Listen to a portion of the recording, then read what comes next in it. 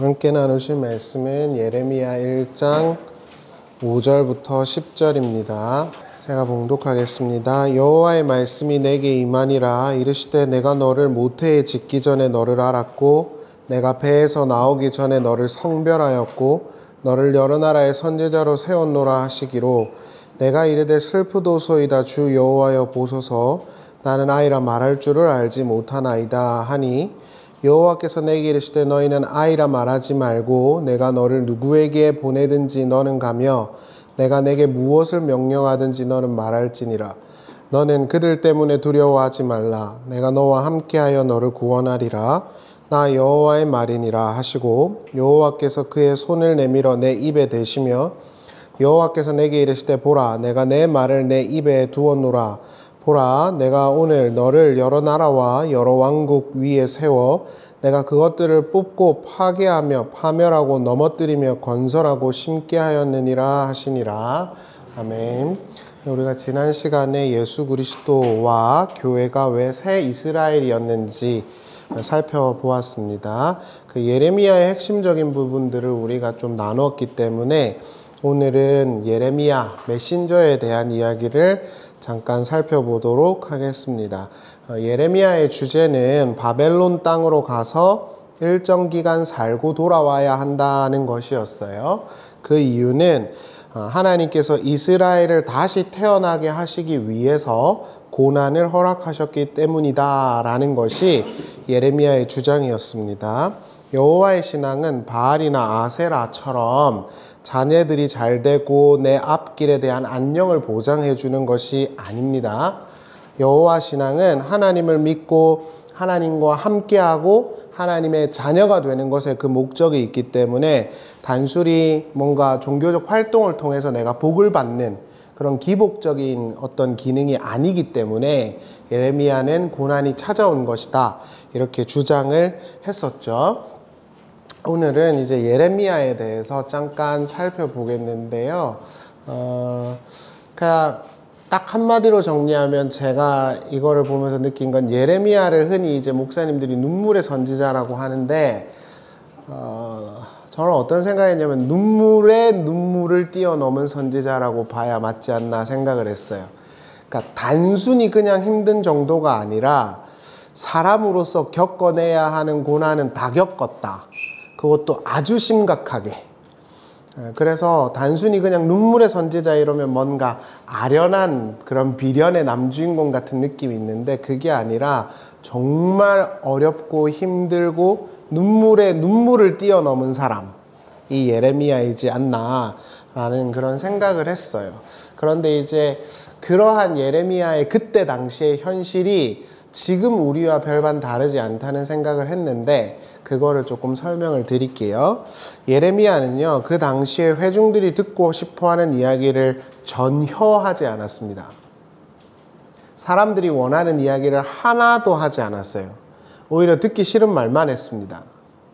따라서 회중들이 굉장히 많은 비판과 비난을 했는데 그 수준이 그냥 욕하고 마는 수준이 아니었어요. 하나님은 이스라엘의 패망을 보여주기 위해서 행위 예언을 하게 했거든요. 행위 예언이 뭐냐 하면 신학적으로 쉽게 말하면 말로 하는 예언이 있고 삶으로 보여주는 예언이 있는 거예요. 그래서 에스겔이 막 미친 척하고 돌아다니고 그러는 거거든요. 그걸 신학적으로 행위 예언이라고 하는데 예레미야에게도 행위 예언이 있었어요. 근데 그게 아주 가혹합니다. 결혼도 못하고 자식도 못 낳았어요. 아주 심각한 행위 예언이죠. 너네가 지금 하나님을 떠난 이스라엘이 아무런 열매를 맺지 못한다는 걸 보여주기 위해서 예레미야야 너는 결혼도 못하고 자식도 못 낳는다. 이렇게 말해버렸어요. 예레미야 16장 1절 한번 보실래요? 여호와의 말씀이 또 내게 임하여 이르시되 너는 이 땅에서 아내를 맞이하지 말며 자녀를 두지 말지니라. 그러니까 예레미야는 아내도 없고 자식도 없어요. 그러니까 지금은 그런 딩크족이라 하나요? 그런 분들이 많으니까 뭐 그럴 수도 있지라고 생각할 수 있지만 이때 당시만 해도 이거는 저주 중에 저주였습니다. 뿐만 아니라 예레미야에게 하나님이 뭐라고 이렇게 예언을 하시고 하나님께서 말씀을 주시고 너는 자녀 또 결혼도 못 낳아 이렇게 하셨을 뿐만 아니라 예레미야에게는 대적이 항상 붙어 다니는데 그 대적이 누구냐 하면 동양 사람들이에요. 예레미야 11장 21절 한번 보실래요? 여호와께서 아나도 사람들에게 대하여 이같이 말씀하시되 그들이 내 생명을 뺏으려고 찾아 이르기를 너는 여호와의 이름으로 예언하지 말라 두렵건대 우리 손에 죽을까 하노라 하도다. 여기서 아나도 사람들이죠. 아나돗이라는 건 예레미야의 고향입니다. 예레미야 고향 사람들이 와서 뭐라 그러냐면 제발 입 닫아라 한마디만 넣으면 죽여버린다 이러고 찾아다녔어요. 그러니까 여러분 잘 생각해 보세요. 하나님께서 예레미야를 부르셨으면 예레미야가 잘 되고 승승장구하고 자식도 많이 낳고 사업도 대박이 나야 될 것 같은데 정반대의 스탠스에 있어요. 자식도 못 낳고 결혼도 못하고 사람들이 그렇다고 박수 쳐주는 것도 아니고 너 내 손에 잡히면 죽인다 이러고 있어요. 이게 예레미야가 마주했던 현실이라는 걸 잘 생각해 보시면 지금 우리랑 좀 많이 오버랩 되는 것들이 많을 거예요. 우리가 예수 믿고 하나님 백성 됐다는데 왜 이렇게 힘든 일이 있는가? 우리만 그런 게 아니란 말입니다. 믿음의 선배들도 다 그랬다는 겁니다. 그럼 기독교 신앙의 의미는 뭘까요? 좀 이따가도 설명드리겠지만 그 속에서 하나님이 함께 하셔서 구원하시는 걸 배우는 겁니다. 고난을 면해주는 게 아니라 고난 속에서 나와 함께 하시면서 나를 구원해 주시는 하나님을 배우는 것. 그게 예레미야가 보여주고 있는 기독신앙의 핵심이고 사실 우리가 마주한 현실이지 않습니까? 예레미야가 그렇다는 거죠. 뿐만 아니라 예레미야는 제사장들한테도 욕을 직살나게 먹었어요. 20장 1절 한번 보실래요? 임멜의 아들 제사장 바술은 여호와의 성전의 총감독이라 그가 예레미야의 이 일 예언함을 들은지라 이에 바술이 선지자 예레미야를 때리고 여호와 성전에 있는 베냐민 문 위층에 목에 씌우는 고랑으로 채워두었더니 다음날 바술이 예레미야를 목에 씌우는 나무 고랑에서 풀어주매 예레미야가 그에게 이르시되 여호와께서 내 이름 바술이라 하지 아니하시고 마골 밋사빕이라 하시느니라 이렇게 나오죠. 예언을 했더니 제사장이고 성전의 총감독인 바술이 와서 예레미야를 팹니다. 그리고 감옥에다가 집어넣어놔요. 그러니까 이것 자체가 얼마나 하나님의 부르심과 함께 하심이라는 것과 잘 맞지가 않습니까?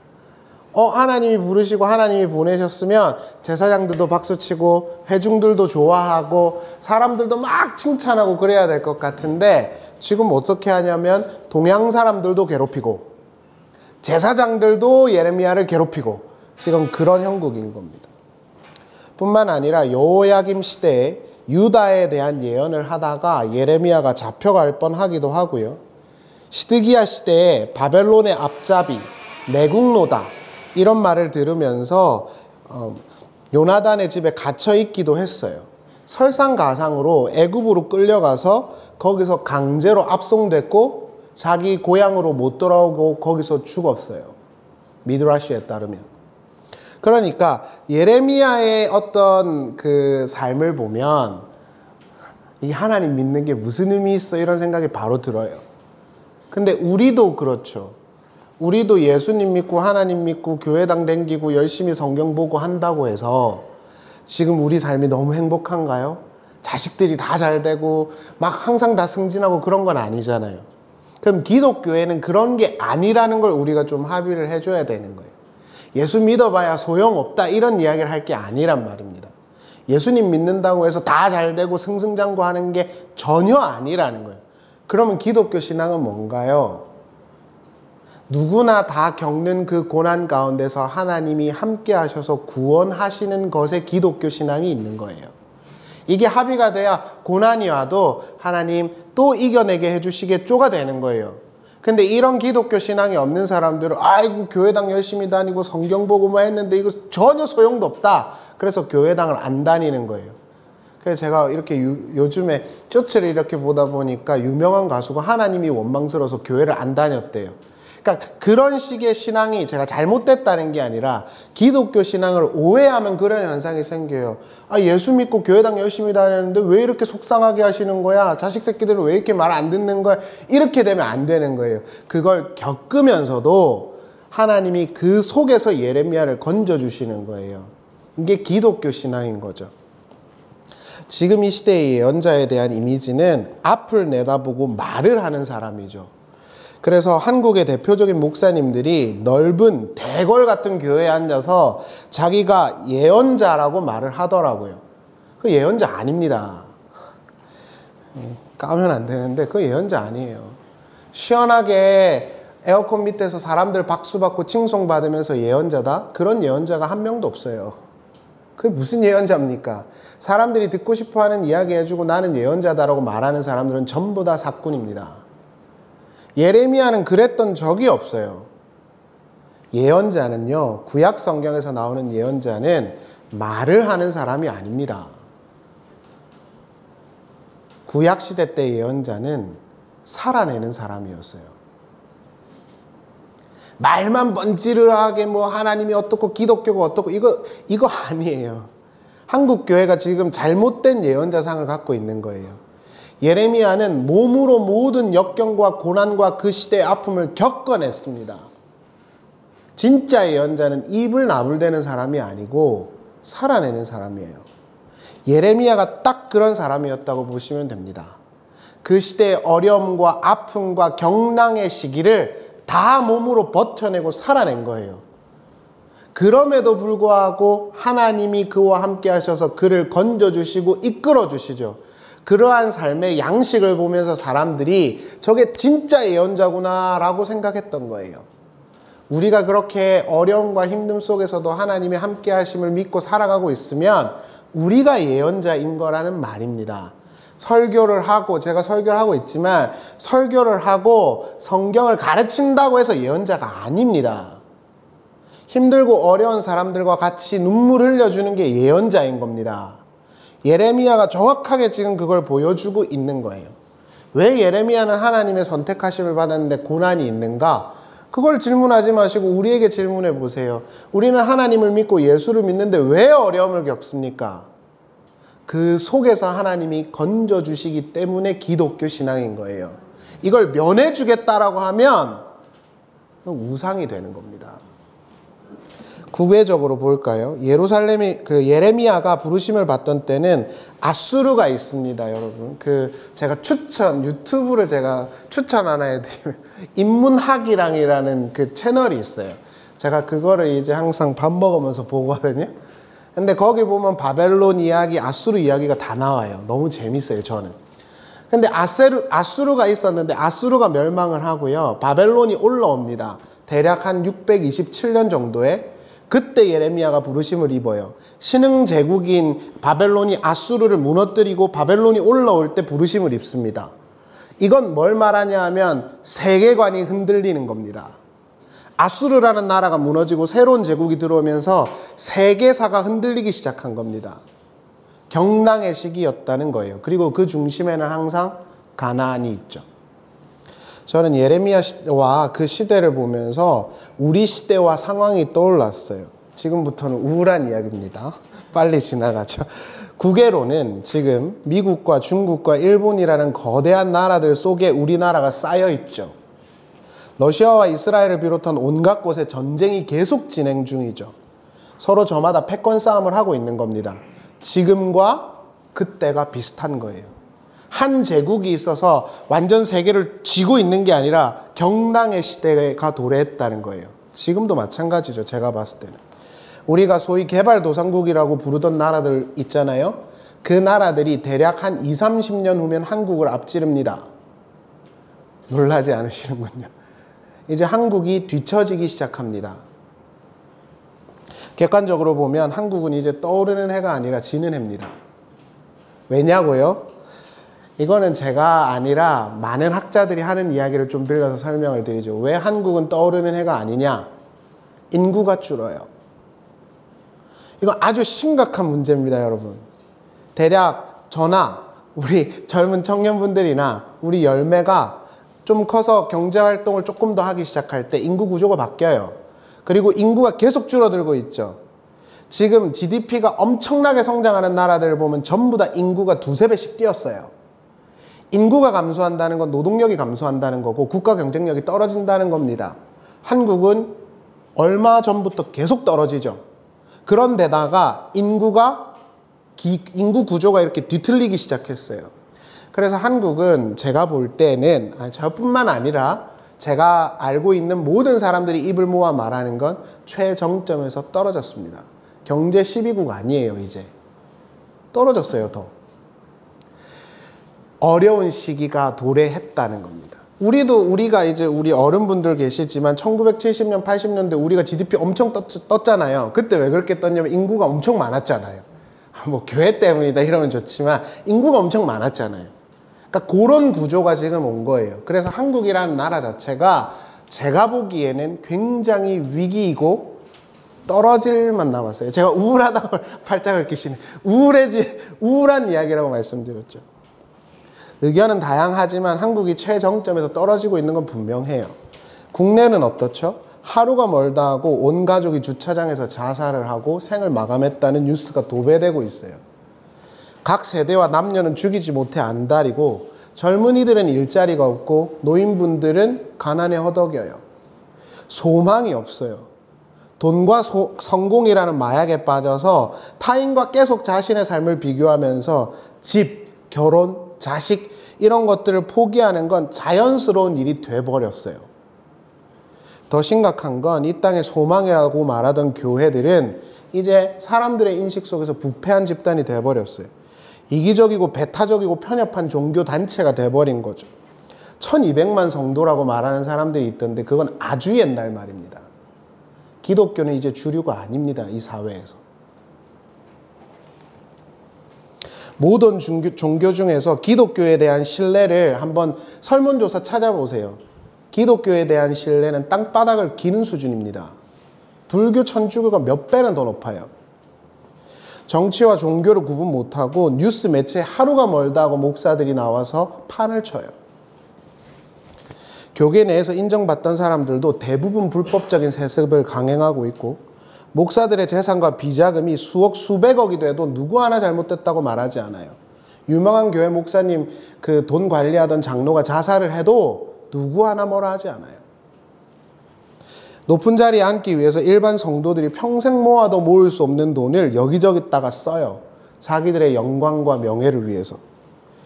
교회와 교계가 침몰하고 있지만 누구도 이야기를 못해요. 왜냐고요?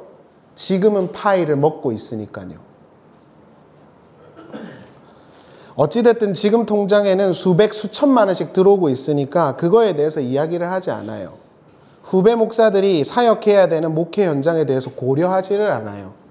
다양한 생각과 신학과 올바른 교리에 대해서 가르치지를 않아요. 전부 다 기복주의고 부흥하면 끝이에요. 여러분, 제가 말할 수 없는 일들이 교계 내에 얼마나 많은지 아세요? 그래서 목회를 꿈꾸면서 시작했던 지망생들은 대부분 다 포기했어요. 그러니까 예찬이를 우리가 응원해줘야 돼요. 전도사들이 없어요. 부목사가 없어요. 부목사 한 2년 정도 하잖아요. 다 그만둬요. 예레미야 시대나 예수님 시대나 지금 별반 다를 바가 없어요. 예레미야가 마주했던 현실 자체가 그랬으니까. 국외는 엄청나게 힘들었고 국내도 온갖 비리와 온갖 범죄가 남루했고 그 중심에 교회와 성전이 있었어요. 그게 예레미야가 마주했던 현실입니다. 이게 어떻게 눈물의 선지자라고 묘사가 될 수 있습니까? 절망과 절망의 선지자지. 자, 이제 밝으면 그러나 기억해야 되는 것이 한 가지 있습니다. 한국이 목사님 별로라면서요. 상황이 별로라면서요. 제가 봐도 그래요. 아, 그럼 어떡하죠? 기억해야 되는 게 한 가지 있습니다. 하나님께서 예레미야를 아시고 선택하셨다는 것입니다. 그런 상황과 어려움과 위기가 있지만 그럼에도 불구하고 하나님이 그를 선택하셨고 부르셨다는 것이고 그를 통하여 하나님의 나라를 다시 세우실 거라는 희망과 소망의 약속을 함께 주고 있다는 것이 예레미야가 던지고 있는 위로인 겁니다. 상황이 너무 힘들어요. 국외로도 힘들어요. 우리나라 떨어진다면서요. 제가 요즘에 보고 있는 소설책 보면 그게 주제예요. 한국이 뭐 세계 13위, 14위가 된다고 이게 소설 주제예요. 그렇게 어렵고 힘들면 어떻게 하라는 거냐? 우리도 그냥 다 그냥 죽어버릴까? 아니요.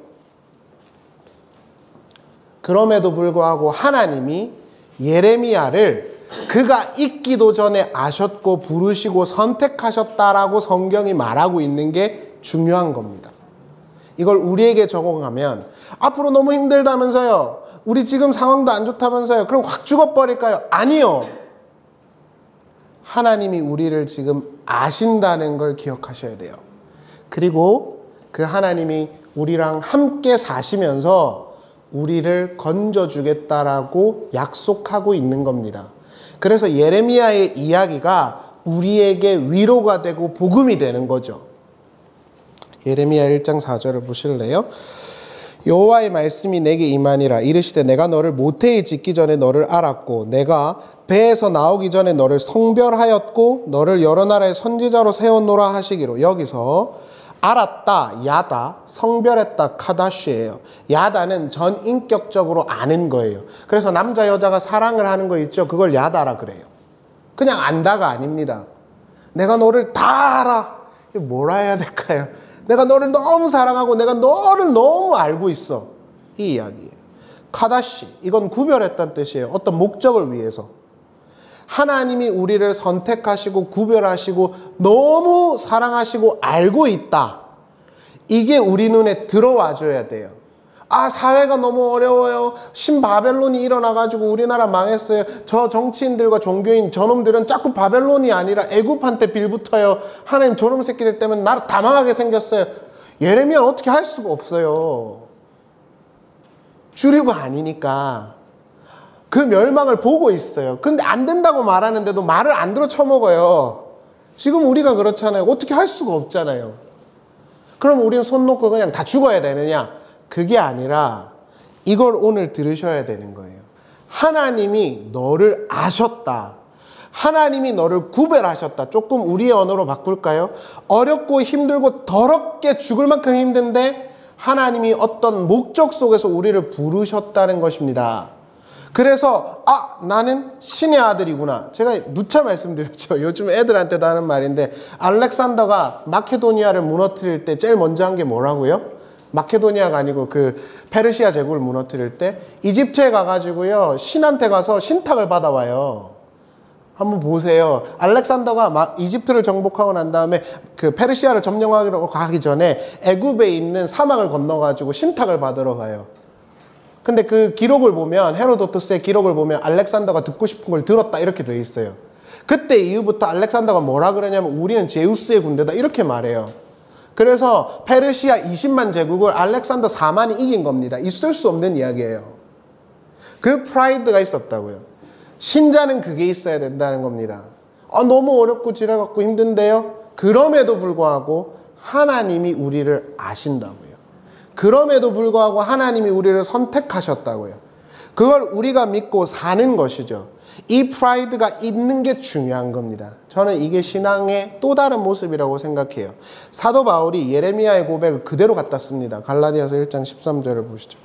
내가 이전에 유대교에 있을 때 행한 일을 너희가 들었거니와 하나님의 교회를 심히 박해하여 멸하고 내가 내 동족 중 여러 영갑자보다 유대교를 지나치게 믿어 내 조상의 전통에 더욱 열심히 있었으나 여기 제가 블로드 해놨죠. 그러나 내가 어머니의 태로부터 나를 택정하시고 그의 은혜로 나를 부르시니가 그의 아들을 이방에 전하기 위하여 그를 내 속에 나타내시기를 기뻐하셨을 때 이게 예레미야에 대한 고백의 사도 바울의 어떤 이렇게 복사본입니다. 사도 바울은 하나님이 자기에게 자기를 계시하셨다 그래요. 칼 바르트가 말하는 자기 계시와 정확하게 일치하죠. 하나님이 나를 선택하셨어. 하나님이 나를 부르셨어. 그래서 나는 하나님의 사도야. 아무것도 아니고 하나님과 무관한 세상에 속했던 그에게 하나님이 어떤 목적을 갖고 그를 부르셨다는 거예요. 그게 바울의 자기 이해입니다. 이게 우리한테 있어야 하는 거예요. 너무 힘들고 어려워요. 그러나 여러분 그 헬라어 공부를 해보시면 알겠지만 사도 바울이 서신에서 제일 잘 쓰는 게 뭔지 아세요? 눈이 돼. 그러나 이제는이에요. 너무 힘들고 어렵고 죄악이 판을 치는 세상이지만 눈이 돼. 그러나 이제는 내가 하나님의 자녀임을 알았다. 그래서 어렵고 힘든 것들이 왔을 때에도 그걸 버틸 힘이 있는 거예요. 하나님이 구원해 주실 거니까. 이게 기독교 신앙인 거예요. 면해 줄게. 야, 내가 저 하늘의 별도 따다 줄게. 그게 아니라 어렵고 힘들지만 같이 별을 따자인 거예요. 기독교 신앙은요. 그렇게 이해를 할 때 우리한테 힘이 생기죠. 진짜 소망이 생기는 거예요. 그때 예레미야가 아멘 이렇게 말했을까요? 아니죠. 예레미야 1장 6절을 보세요. 내가 이르되 슬프도소이다 주 여호와여 보소서 나는 아이라 말할 줄을 알지 못하니이다. 자, 이 장면은 모세 기드온한테서도 나타나는 거죠. 난 아이라 못해요. 나는 못해요. 난 별거 아니에요. 아직 아니에요. 이렇게 말하는 거예요. 그럼에도 불구하고 하나님이 아니지 해 이렇게 말하는 거예요. 그 근거는요. 내가 너 속에 함께 할 것이기 때문이다 인 겁니다. 그게 기독교 신앙이라고 우리는 믿을 수 있겠죠. 제가 마지막으로 정리를 하면서 한 가지 신기한 인사이트를 드릴게요. 저는 되게 성경 볼 때가 제일 재밌으니까. 여러분 예레미야와 이사야와 에스겔의 그 부르심 장면을 한번 비교해 보세요. 이거 보지 마시고 여러분들이 알고 계신 거가 한번 생각해 보세요. 이사야, 에스겔, 예레미야 대부분 다 좀 비슷한 시기에 겹쳐 있습니다. 이사야는 조금 위에 있고 에스겔은 좀 더 아래예요. 자, 예레미야가 있고 이사야가 있고 에스겔이 있습니다. 차이가 한 가지 있어요. 뭔지 아세요? 이사야와 에스겔은 환상도 보이고 기적도 보입니다. 예레미야는요? 없어요. 예레미야에게 하나님이 주신 통로는 딱 한 가지입니다. 뭐요? 말씀이요. 말씀이요. 저는 예레미야를 보면서 다른 선지자들보다 훨씬 더 개신교회적이라고 생각했어요. 개신교회의 핵심은 솔라 스크립툴라 아닙니까? 오직 말씀으로. 하나님의 말씀을 통해서 그 뜻을 경험하고 알게 되는 것이 개신교회죠. 다른 장치들은 있어도 좋고 아니어도 상관없어요. 방언이나 예언이나 은사나 입신이나 천국 뭐 이런 것들 등등등이 있을 수 있지만 예레미야에게 있어서 중요한 건 그런 게 아닙니다. 하나님의 말씀이죠. 바른 말씀과 진리. 에스겔은 아시다시피 하나님의 불타는 보좌를 환상 속에 봤고 이사야는 성전에 있다가 하나님의 옷깃이 들이온 걸 봤습니다. 예레미야는 드라이함의 끝이에요. 딱 주면서 이거 주면서 함께한다. 가라. 뭐 기적도 보여주고 이래야지. 여러분 이걸 우리에게 좀 적용해보면 도식화해보면 이런 거예요. 하나님이 우리에게 꿈으로 역사하고 뭐 기도하다가 보여주고 그럽니까? 저는 그러지 않더라고요. 믿음이 별로 없어서 그런지 모르지만. 그때마다 하나님께서 바른 말씀을 깨닫게 하시고 바로잡아 주시죠. 그게 우리의 유일한 수단이어야 하는 겁니다. 전 예레미야를 보면서 요셉이 떠올랐어요. 요셉은 이삭과 아브라함과 야곱과는 다릅니다. 여러분 창세기를 한번 잘 보세요. 제가 예전에도 말씀드렸지만 아브라함, 이삭, 야곱에게는 여호와께서 말씀하시다가 있어요. 여호와께서 이르시되가 있습니다. 그러나 요셉은 단 한 차례도 없어요. 하나님이 직접 꿈에 나타나시거나 귀에 뭘 들려주시거나가 단 한 차례도 없습니다. 되게 웃기잖아요.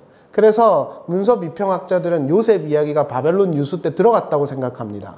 편집됐다고 생각해요. 일치성이 없잖아요. 실제로 요셉 이야기가 있고 야곱이 있는데 야곱이 요셉한테 올라가기 직전에 하나님이 꿈에 나타나서 말해요. 야곱아 올라가라 이렇게 해요. 근데 요셉은 그렇게 죽도록 고생해도 한 번도 안 나타나. 하나님 뭐 하시는 거예요? 이유가 있는 겁니다. 그 이유가 뭐죠? 특별한 기적과 체험은 없어도 하나님이 그와 항상 함께 하셨다는 것이고, 그게 기독교 신앙의 요체인 겁니다. 자꾸 기복주의, 은사주의, 환상주의 막 수련회 가서 막 입신하고 들리고 이런 게 중요한 게 아니라고요. 예전에 저도 수련회 시즌 되면 전도사 할 때 그런 거 누구보다 잘했어요. 우리 예찬이가 있지만 저 그거 1등이었어요. 그래서 집회하잖아요. 그럼 천국 보고 왔다고 큰 교회에서 간증하고 그랬어요. 근데 한두 달 지나잖아요. 똑같이 욕하고 놀아요. 아무 의미 없어요. 진짜 중요한 건 하나님이 지금 매일매일 일상 속에서 우리와 함께 살아주는 것이 중요한 거고, 요셉이 지금 그 이야기를 정확하게 보여주는 거예요. 아브라함과 이삭, 야곱한테는 맨날 나타나시던 하나님, 요셉이 저 감방에 있을 때 억울한 일 당할 때 한 번은 안 나타나셔. 어떻게 그럴 수 있냐고요. 근데 아시다시피 요셉 이야기에 여호와께서 이르시되가 없고요, 다른 관용 표현이 하나 들어가 있죠. 뭔지 아세요? 여호와께서 범사에 그와 함께 하셨더라예요. 다른 기적이 없는데요. 기적적인 체험은 없고 특별한 직접적인 계시는 없었지만 하나님이 그와 함께 하셨고 그 고난을 그 속에서 건져주신 거예요. 전수를 했지만 예레미야는 어려움과 괴로움을 겪으면서 눈물을 뛰어넘는 눈물을 흘려야 했고 괴로움을 뛰어넘는 괴로움을 겪어야 했어요. 그가 할 수 있는 일은 하나도 없었죠. 그러나 그러나 하나님께서 그를 아시고 특별한 목적을 갖고 부르셨다는 것을 기억하셔야 합니다. 하나님께서 우리를 하나님의 자녀가 되게 하시려는 그 영광으로 우리를 부르셨다는 걸 기억하셔야 됩니다. 하나님이 우리에게 돈 주고 복 주고 세계 몇 대 나라가 되게 하기 위해서 우리를 부르신 것이 아니라는 것을 아셔야 합니다. 하나님이 우리와 항상 함께 하시며 하나님의 나라와 영광을 우리 속에서 회복시키기 위해서 우리를 부르셨다는 걸 기억하시면 지금 아픔과 고난과 괴로움도 쑥 하고 넘어갈 겁니다. 근데 그걸 모르면 그게 지옥이 되는 거죠. 예레미야 1장 10절을 읽고 너무 말씀을 잘 들으셔서 마치겠습니다. 10절만 보겠습니다. 여호와께서 그의 손을 내밀어 내 입에 대시며 여호와께서 내게 이르시되 보라 내가 내 말을 내 입에 두어놓으라. 보라 내가 오늘 여러 나라와 여러 왕국 위에 세워 내가 그것들을 뽑고 파괴하며 파멸하며 넘어뜨리며, 여기서부터가 중요한 거예요. 건설하고 심게 하였느니라. 무너뜨리고 쓰러지지만 그건 네가 어쩔 수 없지만 내가 너와 함께해서 나의 나라를 반드시 다시 세울 것이다. 고난과 어려움의 시기가 있겠지만 두려워하지 말라. 너와 내가 함께하여 너를 건질 것이다. 이게 예레미야가 마주한 현실이죠. 제가 최근에 충격받은 두 가지 기사가 있었어요. 동탄과 인천에서 일가족이 주차장에서 생을 마감했다는 것이었어요. 저랑 다 좀 가까운 동네거든요. 죽지 못해 사는 삶이 인간의 삶이지만 그 어린 생떼 같은 애들과 같이 자살을 할 만큼 어려운 시대가 되지 않았나? 그거에 제가 참 많이 절망을 했습니다. 그럼에도 불구하고 그럼 이런 시대의 기독교 신앙의 힘은 무엇일까? 어려움과 힘듦이 있는데 하나님께서 나를 선택하셨다는 걸 아는 것. 하나님이 내 위에 하나님의 나라를 세우셔서 꿈꾸는 것과 같이 우리에게 하나님 나라를 주실 것이라는 것. 그것이 저는 예레미야의 이야기라고 생각합니다. 시편에 보면 포로기에서 돌아오는 그 이스라엘 노예들의 기사가 있어요. 거기서 뭐라 그러냐면 우리가 시온으로 돌아올 때 꿈꾸는 것 같았다 그래요. 지금 너무 어렵고 힘든 현실이지만 꿈꾸는 것과 같은 실체가 있다는 걸 기억하십시오. 그리고 하나님이 우리와 함께 하시면서 우리를 그 속에서 늘 보존케 하고 구원해 줄 것이라는 것. 여러분 예레미야에 적이 많잖아요. 다음 주에는 제가 좀 더 긍정적인 말씀을 나누겠지만 예레미야에게 그만큼 동력자도 많았습니다. 하나님이 하게 하신다는 걸 기억하시고 지금 너무 힘들고 아무 말씀도 안 하는 것 같아 라고 생각하지 마시고 함께하고 계신다 믿으세요. 그리고 그분이 나를 지켜주시고 인도하신다고 믿자고요. 그게 저는 기독교 신앙이라고 믿습니다. 우리 잠깐 기도하면 좋겠습니다. 여러분, 네, 예레미야에게 하나님이 말씀하셨던 거를 한번 잘 생각해 보시면서 맞습니다. 예레미야 시대 때도 국외는 경랑이었고 국내는 말도 못하는 일들이 많았죠. 제사장들은 온갖 부정부패를 일삼았고 교회, 그때 당시에 성전은 타락의 온상이 돼버렸어요. 그래서 예수님께서 오셔서 하신 말씀이긴 하지만 내 아버지 집은 도둑놈 집이 아니다 그러셨잖아요. 그게 원래 예레미야 시대 때 한 말이에요. 그런 시대였지만 그럼에도 불구하고 예레미야가 하나님의 말씀을 받고 하나님과 함께 했다는 걸 기억하면서 지금 우리의 현실이 너무 절망스럽지만 하나님이 함께하고 계시다는 것을 기억하면서 다시 힘을 얻는 우리가 되었으면 좋겠어요. 세계대전을 겪으면서 했던 말, 하나님 아우슈비츠에서 유대인들이 600만 명이 죽었어요. 뭐하고 계셨어요? 그때 하나님이 뭐라고 하셨다고요? 고난당하고 죽어가는 니들 곁에 있었다.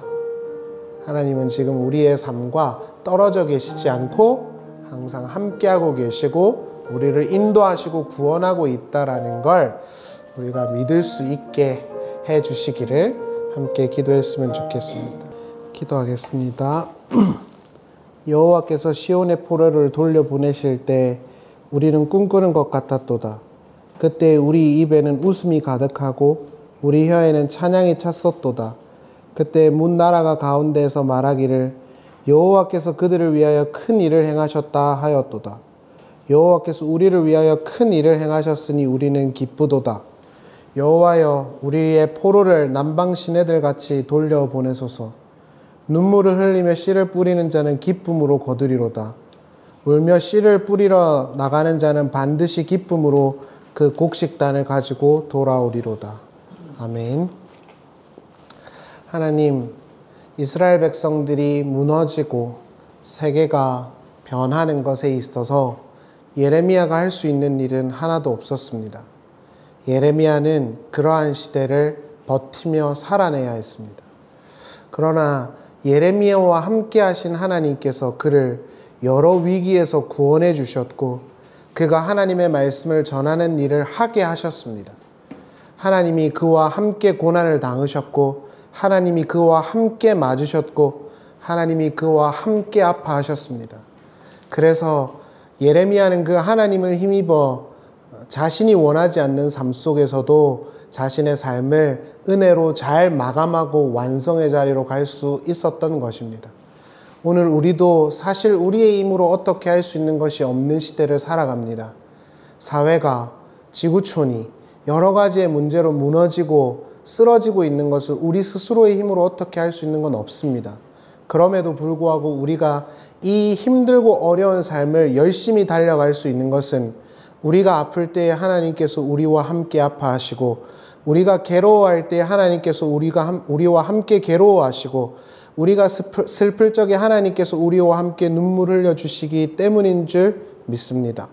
하나님 늘 우리와 함께 해주셔서 함께 하시는 하나님으로 인하여 우리의 삶을 잘 달려갈 수 있게 인도하여 주시옵소서. 예레미야가 많은 어려움과 눈물의 시대를 살았지만 하나님은 그 눈물을 허투루 되게 하지 않으시고 아름다운 열매를 맺게 하셨습니다. 시편의 고백처럼 눈물로 씨를 뿌린 자는 기쁨으로 단을 거둔다는 말씀을 기억합니다. 오늘 우리가 눈물을 흘리고 씨를 뿌리고 있는 것 같지만 그 눈물이 헛되지 않고 반드시 아버지 하나님의 선하고 완전하신 뜻으로 돌려받을 것을 믿습니다. 그래서 하루하루 열심히 잘 살아가는 우리 되게 하여 주시옵소서. 하나님, 아픈 우리 곽지사님을 기억해 주시고 또 성도님들 가운데서 힘들고 어려운 아픔과 여러 가지 고민들로 고민하고 있는 분들이 있다면 하나님 함께 아파해 주시고 함께 겪어 주시고 또한 함께 이겨내게 해 주시옵소서. 하나님 늘 주님 우리와 함께 해 주셔서 그 모든 삶의 과정을 잘 버티고 은혜로 그 은혜를 누릴 수 있도록 하나님 인도하여 주시옵소서. 어린 열매에서부터 우리 어른들에 이르기까지 특별히 우리 청년들을 기억해 주시고 하나님 이 소망이 없어 보이는 사회 가운데서도 하나님께 소망을 두는 새벽 이슬과 같은 이들이 되게 하여 주시옵소서. 돌아가는 발걸음도 지켜주시고 주님 늘 우리와 함께하여 주시옵소서.